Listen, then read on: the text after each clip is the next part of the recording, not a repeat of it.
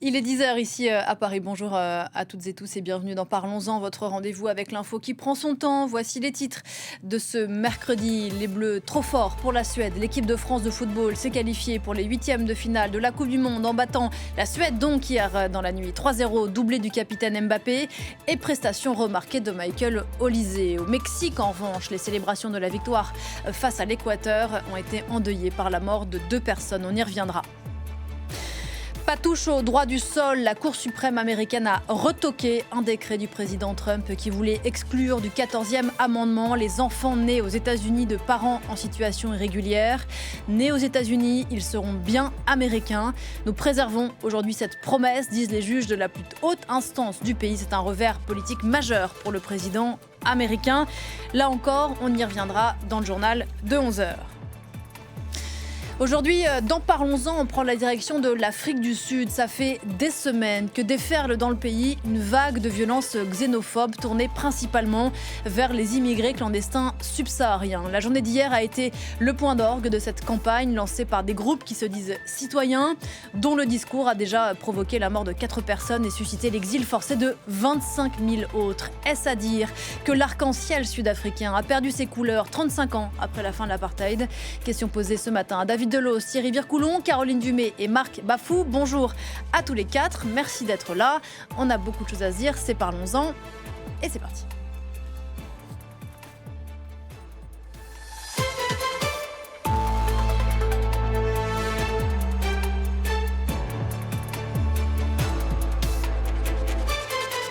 Et bonjour Caroline Dumais. Bonjour. Merci beaucoup d'être là, Caroline. Vous êtes ici chez vous à distance, correspondante de France 24, bien connue de téléspectateurs en Afrique du Sud. Avec nous également à distance pour participer à cette émission et soyez-en remerciés. Marc Bafou, bonjour. Bonjour. Ancien président de l'African Diaspora Forum, vous avez vécu 20 ans en Afrique du Sud et vous dénoncez à ce propos le laxisme des autorités sud-africaines sur cette vague de violences xénophobes. On vous entendra dans un instant. Avec nous sur ce plateau, Thierry Vircoulon, bonjour à vous. Bonjour. Merci d'être là aussi ce matin, chercheur associé au Centre Afrique subsaharienne de l'Institut français des relations internationales, l'IFRI. Et David Delos, enfin. Rebonjour David. Oh, bonjour. Et vous êtes ici chez vous également, chroniqueur international à France 24. Des milliers de personnes ont donc participé ces dernières heures à des rassemblements xénophobes, principalement à Johannesburg et à Durban en Afrique du Sud. Donc point d'orgue de semaines de campagne contre les clandestins, sommés de rentrer chez eux et accusés de tous les maux. On va y revenir largement. Une journée de manifestation sous haute tension que nous raconte Laura Cambo en images. À Durban, ces soldats arrêtent des voleurs à l'intérieur de ce magasin. L'armée sud-africaine mobilisée après que des pillages ont éclaté dans la ville. Plus tôt, à Johannesburg, des poubelles ont été brûlées et des projectiles ont été lancés. Des incidents recensés à la suite de manifestations massives visant les migrants d'autres pays africains. Des milliers de personnes ont défilé, conduites par des hommes brandissant bâtons et boucliers traditionnels zoulous. Nous envoyons un message au gouvernement, qu'il prenne soin de nous en tant que Sud-Africains, qu'il règle les difficultés auxquelles nous sommes confrontés. Parce que les gens qui vivent avec nous, nous ne les connaissons pas. Ces manifestations sont le point d'orgue d'une campagne xénophobe lancée il y a plusieurs semaines. Des groupes citoyens très structurés affirment que les étrangers font monter les chiffres de la criminalité et du chômage. En dehors de tout cadre légal, ils intiment aux sans-papiers de quitter le pays. Ce n'est qu'une question de temps avant que les choses ne deviennent incontrôlables. Les immigrés clandestins doivent quitter l'Afrique du Sud. Des menaces non voilées qui ont poussé 25 000 immigrés à l'exode. Les opérations de rapatriement se multiplient, comme avec ces centaines de Nigérians de retour à Lagos. Au Malawi, Amahadi Hassani a choisi de rentrer chez lui. Il n'y a rien à faire ici pour gagner sa vie. J'ai fui la pauvreté et je me retrouve à nouveau confronté à elle. Mais je préfère mourir ici dans la pauvreté plutôt que de retourner en Afrique du Sud. D'après les chiffres officiels, les migrants représentaient en 2023 un peu plus de 4% de la population sud-africaine, 35% de moins qu'il y a 10 ans. 4% de la population sud-africaine, juste pour qu'on ait une idée en tête, David Delos, on l'évoquait ensemble sur le plateau tout à l'heure, c'est 2 fois moins, par exemple, que la situation en France. Caroline Dumay, si on devait, on l'a vu à l'instant, ces images de la journée d'hier, tant à Johannesburg qu'à Durban, il y a eu des débordements, il y a eu quand même une expression de violence assez impressionnante. Écoutez, je crois qu'on ne peut pas dire ça quand même. Globalement, c'est un peu un succès pour la police sud-africaine. On a eu très peur de faire une répétition des émeutes de juillet 2021 et même le ministre de la Police, Cachalia, l'a souligné. Et on n'a pas du tout eu ce type de violence. En 2021, il y a eu quand même 330 morts. Donc, quand on voit le nombre de gens dans la rue et quand on voit les possibilités de dérapage, je pense que les Sud-Africains sont plutôt soulagés aujourd'hui que tout se soit bien passé. Alors, bien sûr, en dehors des chemins de manifestation, il y a eu des groupes qui ont fait scission, ça et là, pour soit faire des tentatives de pillage, soit aller chercher. Il y a eu des véritables chasses à l'homme dans certains quartiers, à Germiston, par exemple, près de Pretoria. Ils sont allés, les télévisions locales ont bien montré qu'ils sont allés faire du porte-à-porte pour aller chercher les sans-papiers. Mais bon, c'est quand même par rapport à l'ampleur des manifestations d'hier, presque anecdotique. Alors c'est inquiétant pour l'avenir, mais les manifestations hier, je pense, dans l'ensemble, se sont bien passées. Bon, alors, les violences ont été contenues. Ça aurait pu être bien pire, vient de dire Caroline Dumay, Thierry Vircoulon. On a vu ces cortèges de ces Sud-Africains brandissant bâtons et autres boucliers traditionnels. Est-ce que vous pouvez nous expliquer qui sont ces Sud-Africains qui défilent ? C'est un mouvement citoyen, comme ils le disent, et c'est vraiment la population sud-africaine la plus modeste, la population des townships.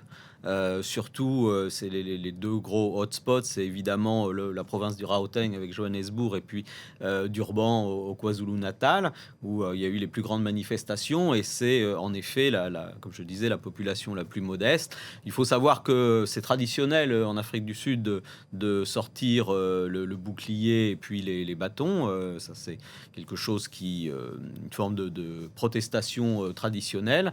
Et c'est vrai que hier, il y avait une très très grande angoisse du côté des autorités sud-africaines qui ont mobilisé, qui étaient en mode de gestion de crise et qui ont vraiment mobilisé la police dans toutes les grandes villes du pays pour éviter en effet les dérapages qu'on avait connus en 2021.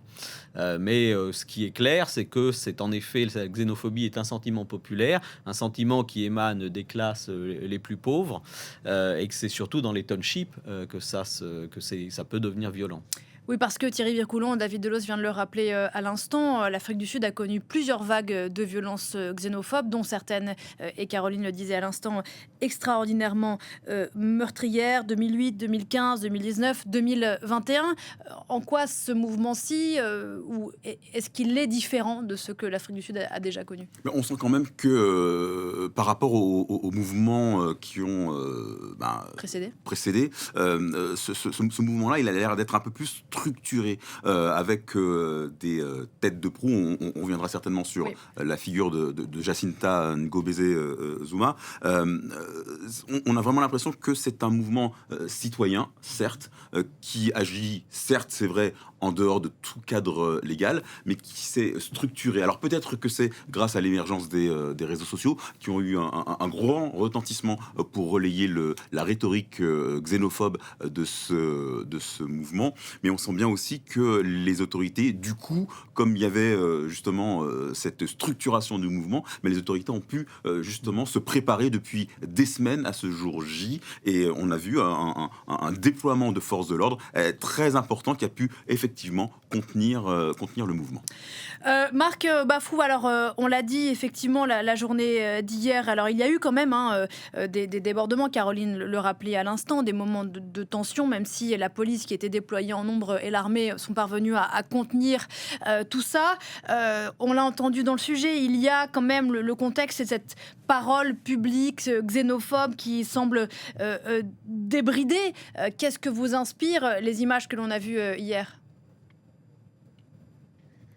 C'est des images auxquelles nous sommes un peu habitués. Pour quelqu'un qui a vécu en Afrique du Sud, on est un peu habitué à ces images-là. Aujourd'hui, la situation en Afrique du Sud est assez récurrente. Pourquoi ? Parce que rien n'est fait pour éradiquer ces attaques xénophobes, ces manifestations qui sont en quelque sorte légitimées par le gouvernement sud-africain, parce que c'est la seule manière, ce qu'on pense, c'est que c'est la seule manière pour le gouvernement, aussi bien le gouvernement sud-africain, de dire à sa population que vous voyez, c'est les migrants qui prennent votre travail. Sinon, on sait qu'en Afrique du Sud, il n'y a pas... peut-être qu'il y en a quelques rares cas des migrants qui travaillent dans l'administration, mais il n'y en a pas trop. Les migrants créent plutôt de l'emploi en Afrique du Sud. On dit qu'en Afrique du Sud, un migrant qui crée son petit commerce, il emploie au moins 3 ou 4 personnes sud-africaines. Donc, ce discours d'abord migrants illégaux, pour nous, on ne l'entend pas, parce que si vous allez devant les portes du ministère de l'Intérieur, vous allez voir qu'il y a pas mal de migrants qui passent leur temps là, dorment là, devant les portes pour obtenir ces papiers-là pour circuler de manière légale. Mais le ministère de l'Intérieur ne leur donne pas ces papiers. Donc on ne peut pas du coup accuser les migrants d'être illégaux dans le pays. C'est orchestré, c'est planifié, c'est une stratégie du gouvernement pour passer une communication à sa population. Nous le savons très bien parce que depuis 2008, on a milité, on a rencontré les autorités, on a été rencontré en ce moment, c'était le président Jacob Zuma, on l'a rencontré, on lui a fait des propositions de comment est-ce qu'on pourrait éviter les attaques xénophobes et comment est-ce que les migrants peuvent vivre en Afrique du Sud de manière légale, mais ça n'a pas été attendu. Aujourd'hui, la même chose se répète. Comment on a pu éradiquer l'apartheid et puis la xénophobie, on ne peut rien faire. On reviendra justement sur cette question et à quel point ça résonne avec l'histoire de ce pays. Marc Bafou, j'ai oublié de préciser que vous êtes vous-même ivoirien. Vous avez quitté l'Afrique du Sud, notamment dans ce contexte de violence xénophobe à la fin des années 2010. Alors, qui sont ces Sud-Africains qui manifestent ? On va s'arrêter, David, vous l'évoquiez à l'instant, sur l'un des visages de ce mouvement xénophobe. C'est une femme, elle s'appelle Jacinta Ngobese Zuma. Elle n'a pas de lien de parenté avec l'ancien président Jacob Zuma.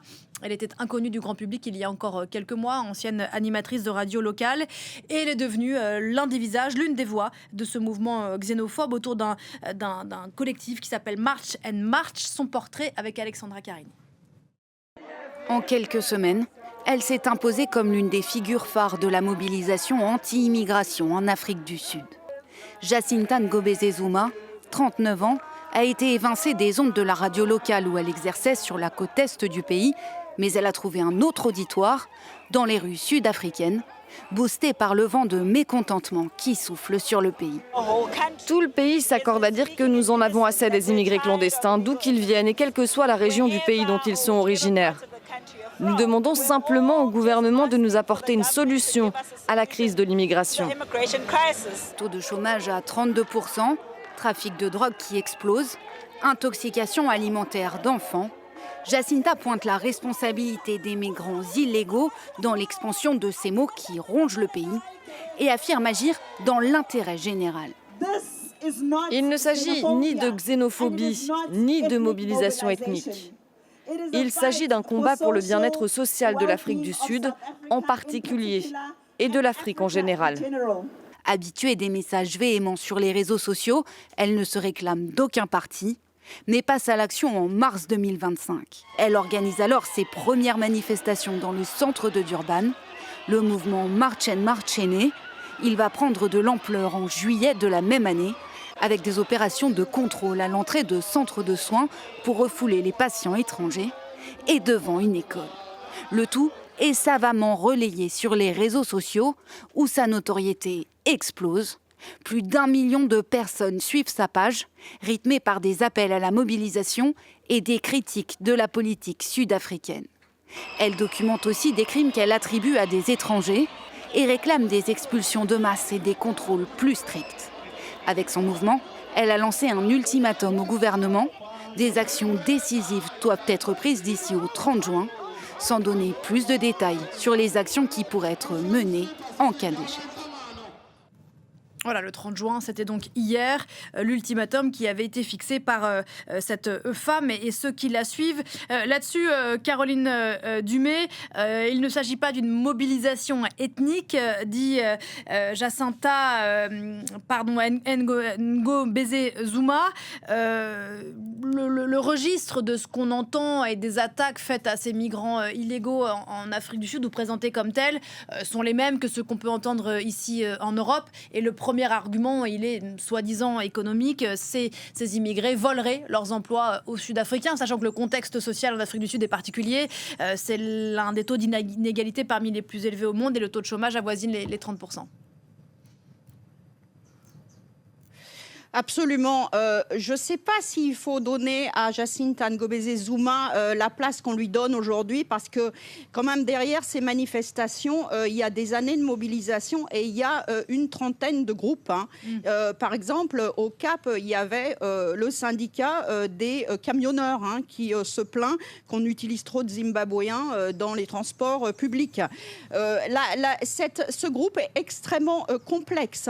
Et si Cyril Ramaphosa la veille a rencontré les leaders de mouvements traditionnalistes zoulous, et pas forcément Ngobeze Zuma, c'est aussi parce que vous avez tous les groupes traditionnalistes, nationalistes zoulous qui sont impliqués. Donc je crois que c'est quand même très complexe et c'est effectivement, ça part il y a un terreau fertile en Afrique du Sud qui est que il y a énormément d'immigrés clandestins, une administration qui n'a pas fait son travail ces dernières années, des frontières poreuses, et tout ça, ça contribue évidemment à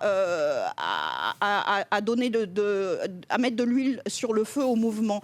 Mais c'est extrêmement complexe et Jacinta Ngobeze Zuma est le visage aujourd'hui articulé, ancienne journaliste qui se présente aujourd'hui comme le leader, mais il y a 5 ans déjà, Opération Doudoula bloquait les hôpitaux en empêchant les étrangers d'entrer. Donc c'est quand même un sentiment général partagé.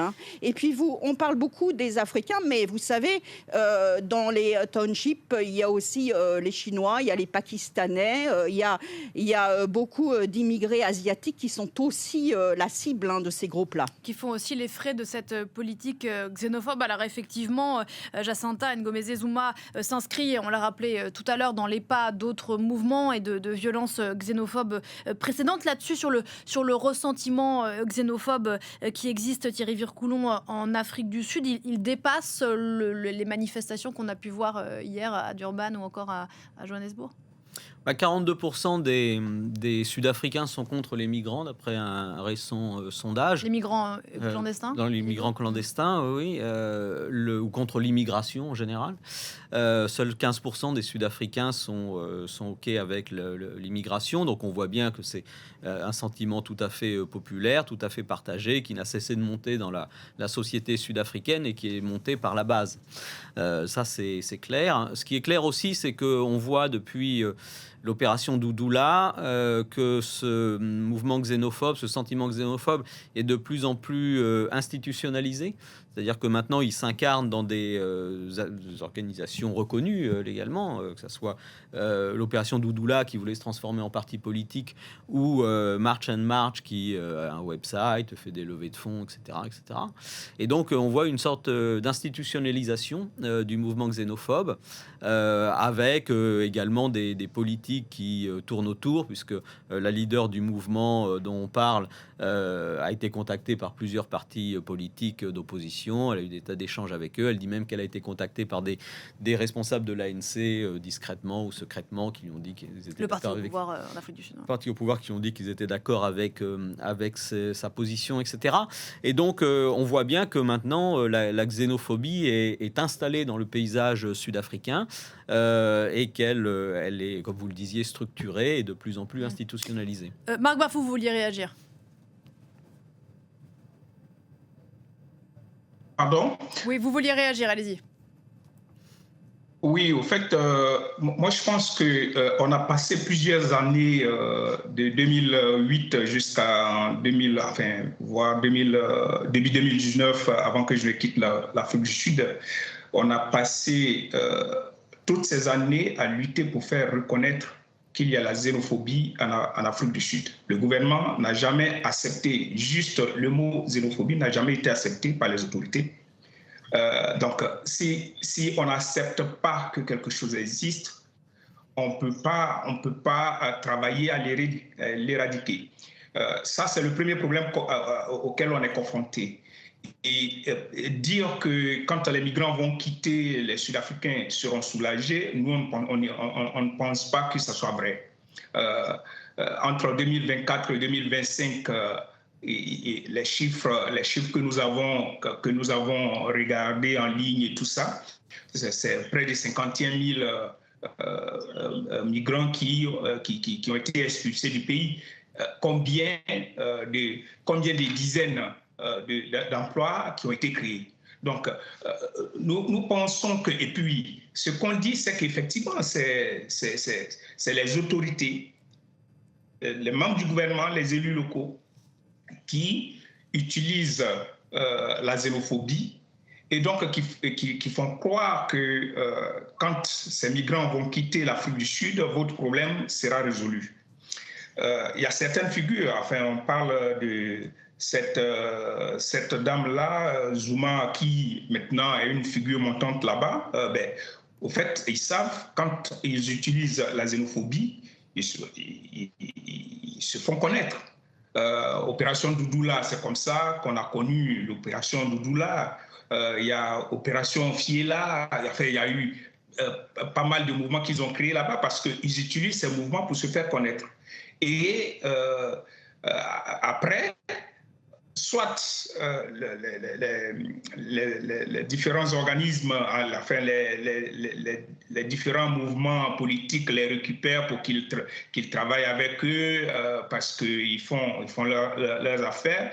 Mais c'est un peu, si vous voulez, le tremplin pour devenir célèbre en Afrique du Sud que de lutter contre les migrants. Donc, Madame Zuma utilise, enfin, cette dame-là, Zuma, utilise ça très bien. Voilà. Mais nous regrettons que rien ne soit fait. On va venir sur la responsabilité présumée, ou en tout cas selon certains des autorités sud-africaines. Encore un mot, David, avec vous sur à nouveau ce discours xénophobe alimenté par, j'allais dire, un peu toujours les mêmes arguments, qu'on soit en Afrique du Sud ou en Angleterre, des migrants notamment qui voleraient les emplois. Quand on s'arrête des Sud-Africains, quand on s'arrête sur les chiffres, eh bien, ils sont tenaces. Ces chiffres, ce n'est pas vraiment la réalité. Effectivement, oui. Alors, c'est vrai que quand on regarde les chiffres de la Banque mondiale, alors l'étude date un petit peu, elle date de 2018, mais elle donne quand même une bonne idée de l'apport de l'immigration à l'économie sud-africaine.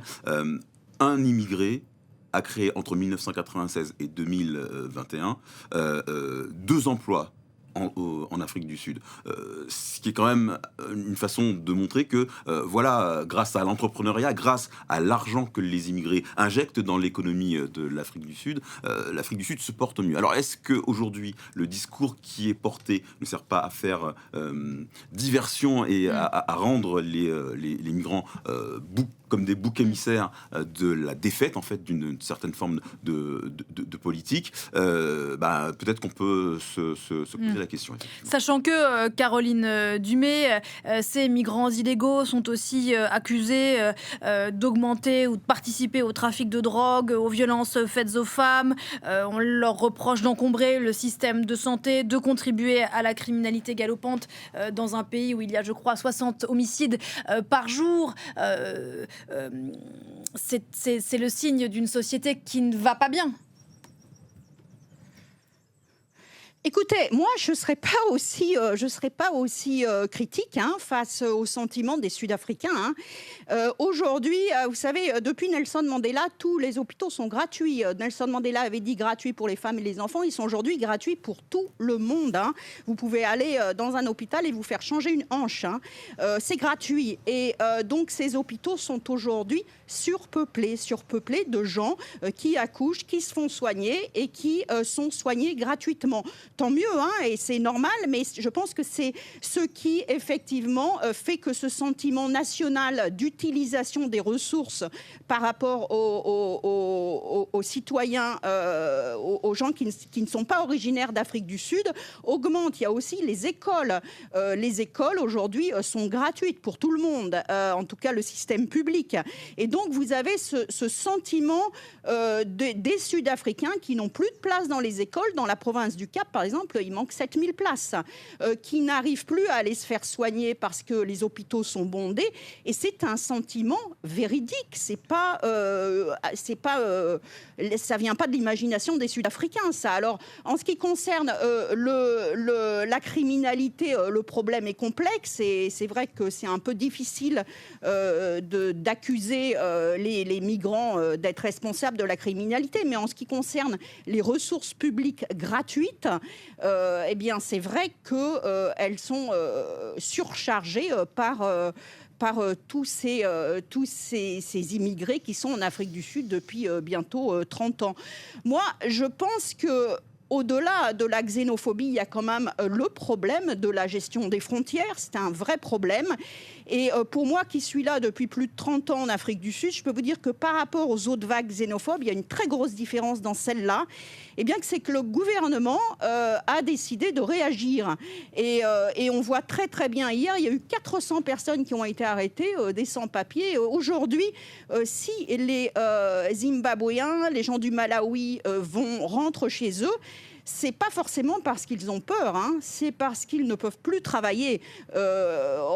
J'ai parlé à beaucoup de personnes qui attendaient leur bus. Les contrôles d'identité sont de plus en plus courants. Les arrestations, quand vous êtes sans papier, vous allez directement à l'Indela et après on vous raccompagne aux frontières.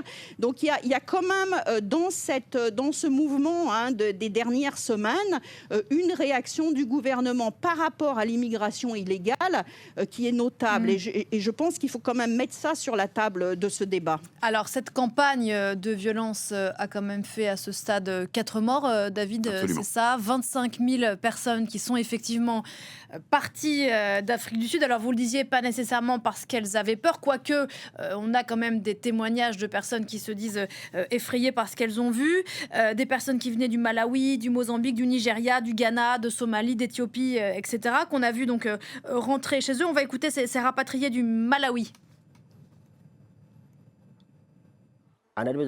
Heureusement, je fais partie de ceux qui ont bénéficié d'un transport gratuit pour rentrer chez moi. Mais maintenant, nous n'avons plus rien à faire ici pour gagner notre vie. J'ai fui la pauvreté et me voilà de nouveau plongé dedans. Je suis rentrée chez moi sans rien. Et je ne sais pas comment mes enfants et moi allons survivre. Je n'ai aucune intention de retourner en Afrique du Sud. Je dois juste trouver un moyen de reprendre ce qui était mon activité principale là-bas. Voilà, là-dessus, Thierry Vircoulon, climat de peur ou non ? Oui, bien sûr, climat de peur, ça va sans dire.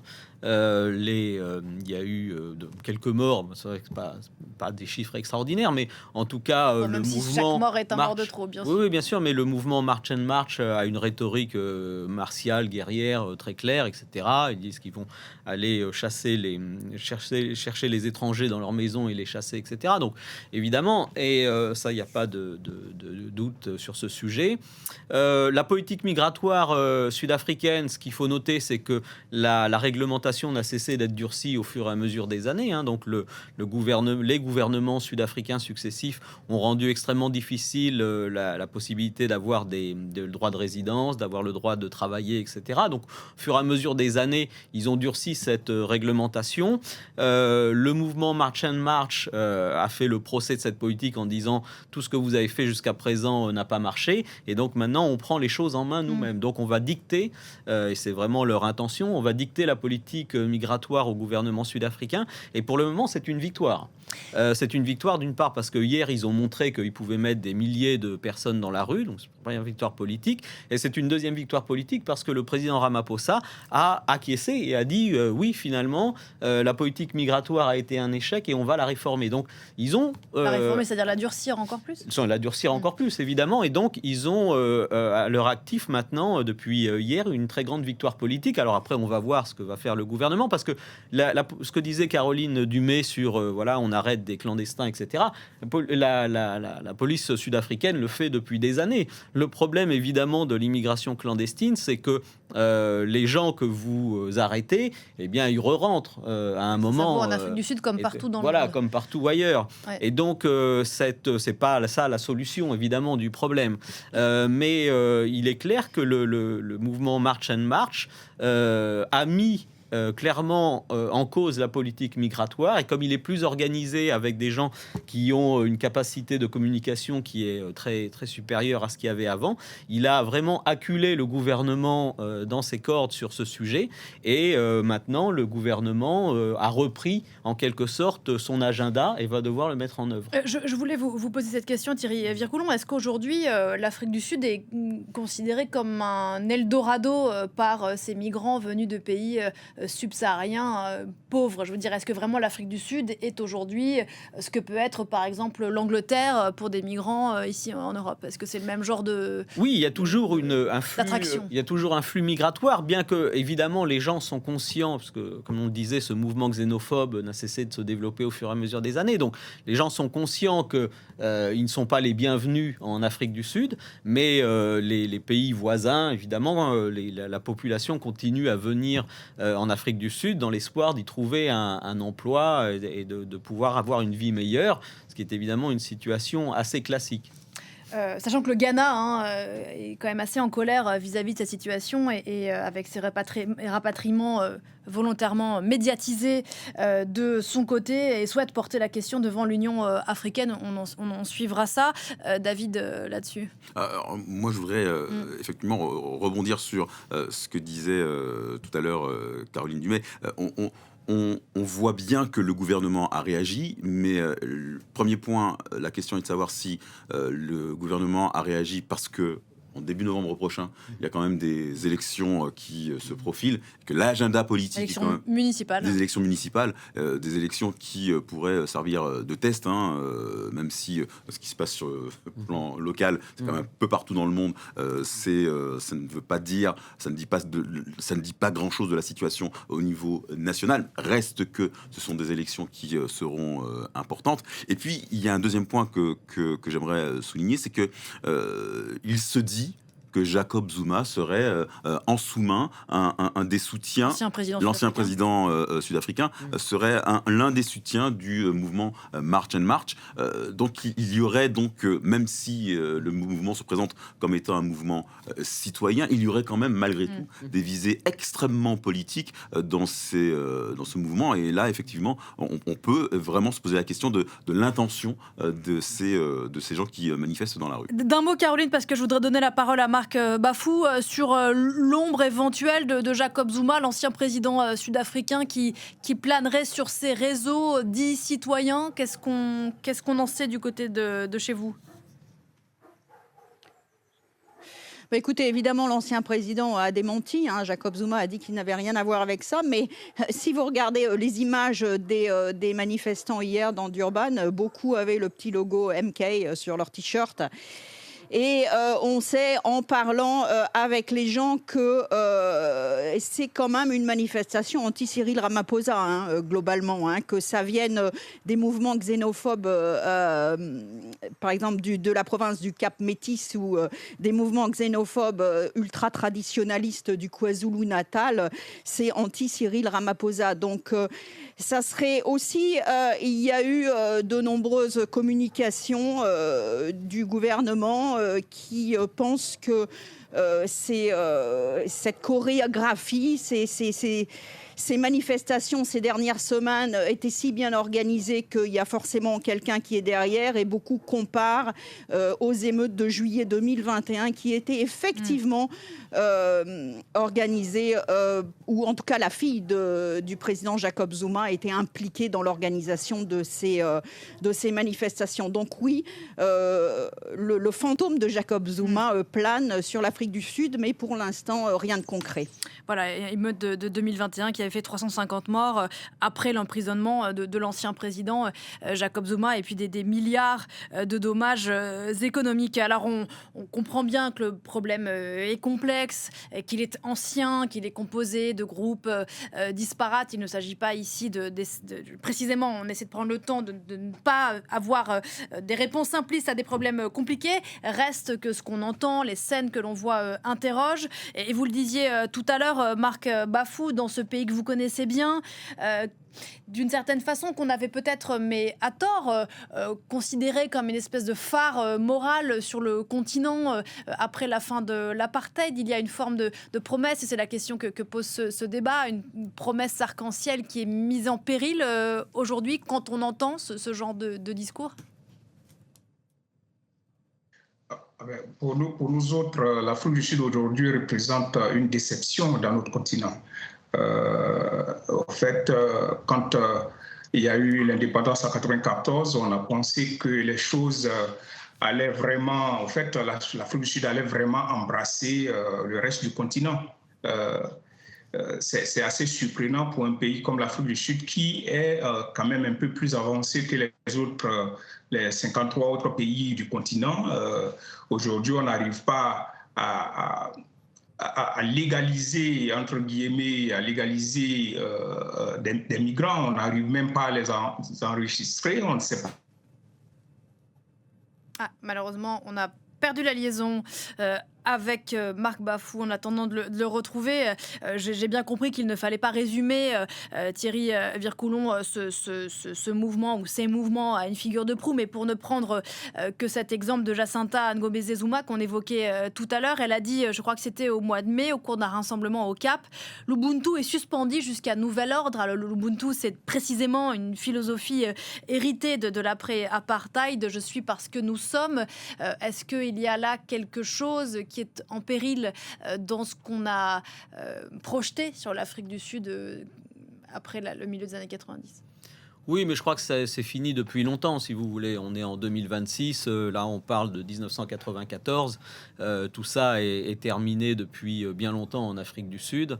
On est passé à autre chose. C'est plus la nation exceptionnelle arc-en-ciel, l'Afrique du Sud. Ceci s'est terminé, j'aurais tendance à le dire, avec la présidence de Jacob Zuma. Et c'est vraiment cette présidence qui a mis fin à cette vision un peu irénique dont vous parliez de l'Afrique du Sud comme étant le phare qui allait guider le continent africain. C'est un pays qui est devenu normal, qui s'est normalisé d'une certaine façon ? Alors normalisé non, parce que si vous voulez, quand on est le pays le plus inégal du monde et qu'on a le plus gros taux d'homicide du monde, on n'est pas normal, si vous voulez. Et qu'on a un taux de chômage de 32% sur quasiment 30 ans. Donc, il ne s'est pas normalisé. C'est-à-dire en ce sens qu'il est traversé par les mêmes... Il est au contraire anormal dans le négatif. Est-ce que vous faites le parallèle entre cette fameuse... Parce qu'on est en plein mondial, donc c'est pour ça que je fais le parallèle. Mais est-ce qu'on peut faire le parallèle entre la France black blanc beurre et l'Afrique du Sud de l'immédiate après fin de l'apartheid, qui ont suscité des rêves, des envies et peut-être un peu d'illusions. Enfin, la nation arc-en-ciel, ça n'a quand même rien à voir avec ce qui se passait avec le mondial de foot et Black Mamba, si vous voulez. La nation arc-en-ciel, c'était arc-en-ciel parce que justement, ça devait réconcilier les races en Afrique du Sud. Donc, c'est pas à cause de l'apartheid, donc c'est pas du tout comparable. Et cette question de la nation arc-en-ciel, donc c'est une question de politique intérieure sud-africaine. C'était pas une question de politique internationale, mais c'est vrai qu'à l'époque de Nelson Mandela, il avait levé, il n'y avait plus de visa, d'obligation de visa pour les Africains pour venir en Afrique du Sud, ce qui a à ce moment-là créé un appel d'air. Et il y a eu une très forte immigration, en effet, à cette époque africaine en Afrique du Sud. Mais progressivement, les autorités sud-africaines ont rétabli les obligations de visa pour un certain nombre de pays africains et que ça s'est passé progressivement au cours des années. Mais ceci n'a pas résolu le problème. Et je pense que vraiment, cette question de la xénophobie, de la montée populaire de la xénophobie en Afrique du Sud est vraiment le symptôme du marasme socio-économique du pays, le symptôme du fait que l'ANC est un gouvernement qui est au pouvoir depuis 1994 et qui est jugé comme un gouvernement d'échec, des politiques d'échec par une grande partie de la population sud-africaine et notamment les pauvres. Et donc, évidemment, dans ce contexte-là, les étrangers, les immigrants clandestins ou pas clandestins d'ailleurs, parce qu'on ne fait pas beaucoup la distinction, sont le bouc émissaire parfait avec un discours xénophobique classique. Et c'est en ce sens que je vous posais la question de savoir si c'était devenu un pays normal, puisque ce discours-là, à nouveau, fait écho et est alimenté par les mêmes arguments que ceux qu'on peut entendre dans les xénophobes ici en Europe ou même aux États-Unis. Marc Bafou, on vous a retrouvé. Vous pouvez poursuivre votre propos. Oui, donc je disais tantôt que c'est un peu surprenant que l'Afrique du Sud, qui est un pays un peu plus émergé que les autres pays d'Afrique, n'arrive pas à répertorier les migrants qui rentrent. On accuse souvent les frontières poreuses, mais pour nous, c'est pas une vraie raison. On voit, je l'ai déjà dit, je le répète parce que c'est une réalité que devant le ministère des Affaires étrangères, le ministère de l'Intérieur, il y a des demandes qui sont faites et qui ne sont pas abouties.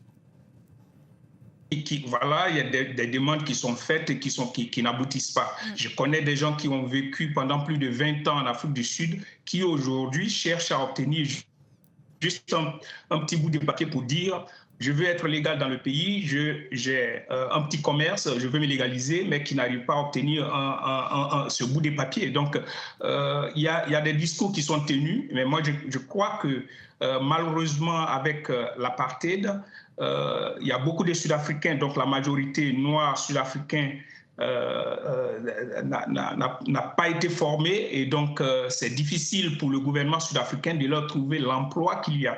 Et donc, si vous n'avez pas été formé, ça peut pas être enfin, que dirais-je, c'est pas le migrant noir qui arrive là, c'est pas l'asiatique qui arrive là, qui ne vous a pas formé, c'est votre gouvernement qui doit le faire, qui n'a jamais été fait. Voilà la situation dans laquelle se trouve Caroline Dumais. On arrive au terme de cette discussion. La situation socio-économique dans laquelle se trouve l'Afrique du Sud et sur les braises desquelles s'enflamme ce mouvement xénophobe. Il est la conséquence, comme le disait Thierry Vourcoulon, de 30 ans de pouvoir de l'ANC qui n'est pas parvenu à faire de la promesse du post-apartheid une réalité. Non, je ne suis pas non plus d'accord avec ce point de vue. Vous avez le droit de ne pas être Je pense d'accord. qu'on est très loin de l'Afrique du Sud des années 80. On est très loin de l'Afrique du Sud des années 90. Bien sûr, l'ANC a sa responsabilité dans la gouvernance. Aujourd'hui, s'il y a tant de critiques, c'est parce qu'il y a tant d'erreurs aussi au niveau de la gouvernance, au niveau même de la gestion de la politique migratoire. Mais il faut quand même qu'on soit clair ici. Le problème, il est plus racial, il est social. Et la question est, est-ce qu'aujourd'hui, 30 ans après l'expression nation arc-en-ciel de Desmond Tutu, qui a effectivement rien à voir avec les autres Africains, est-ce que 30 ans après, on peut considérer l'Afrique du Sud comme un pays du tiers-monde ou un pays du premier monde? Parce que beaucoup, avec l'aura de l'Afrique du Sud, pensent qu'on est ici dans un pays du premier monde, avec des routes extraordinaires, un système téléphonique fantastique, etc. Mais on est dans un pays du tiers-monde. On est dans un pays où 80% de la population n'arrive pas à mettre de la nourriture sur leur table à midi. On est vraiment dans un pays avec 60 millions d'habitants, un taux de chômage important, un besoin d'industrialisation, même si c'est l'un des pays les plus industrialisés d'Afrique. Et voilà, et aujourd'hui, le gouvernement a besoin de gérer tout ça. Et démographiquement aussi, on est dans un pays qui a plus que doublé par rapport aux années 90. Donc, c'est la grande question. On n'est plus dans le même pays. Il est quand même un peu difficile aujourd'hui de juger l'Afrique du Sud par rapport aux années 90. Ce sera le mot de la fin. Merci beaucoup Caroline et merci à tous les quatre d'avoir pris le temps d'échanger vos points de vue sur la situation en Afrique du Sud. Attention, effectivement, comparaison n'est jamais raison. Ça vaut en histoire, ça vaut en information aussi. David Delos, merci. Thierry Vircoulon, merci beaucoup. Vous êtes chercheur associé au Centre subsaharienne de l'Institut français au Centre Afrique subsaharienne de l'IFRI. Caroline Dumais depuis le Cap, correspondante de France 24 en Afrique du Sud et Marc Bafou. Merci infiniment à tous les quatre. Une émission à revoir en replay, réécouter en podcast. On se retrouve juste après la pause.